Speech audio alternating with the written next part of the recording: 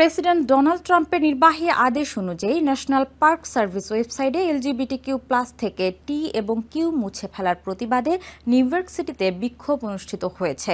শুক্রবার lower ম্যানহাটনের Greenwich ভিলেজে অবস্থিত national stone ওয়াল মনুমেন্টের সামনে এই বিক্ষোভ হয়।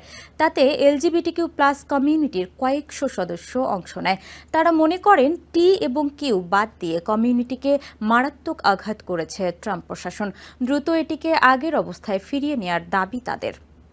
শুক্রবার এভাবেই স্টোনওয়াল ন্যাশনাল মনুমেন্ট চত্বর এলজিবিটিকিউ প্লাস কমিউনিটির সদস্যদের দিয়ে কানায় কানায় পূর্ণ হয়ে ওঠে। এই স্মৃতিসৌধটি দেশে এলজিবিটিকিউ কমিউনিটির অধিকার প্রতিষ্ঠার ইতিহাস ধারণ করে।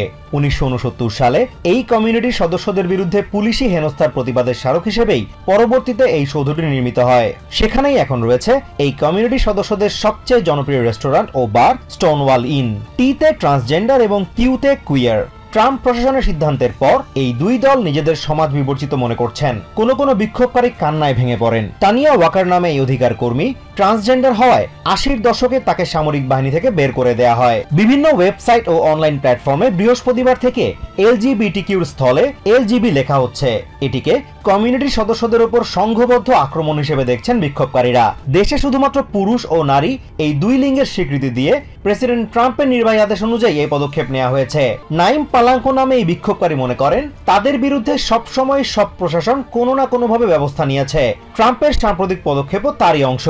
তিনি বলেন, অধিকার আদায় এই অন্যায়ের বিরুদ্ধে প্রতিবাদের কোনো বিকল্প নেই। স্টিভেন লাভ মেনেন্ডেজ নামে আরেক বিক্ষোভকারী বলেন, এই বিক্ষোভের মাধ্যমে কমিউনিটির সদস্যদের মধ্যে বন্ধন আরো দৃঢ় হয়েছে।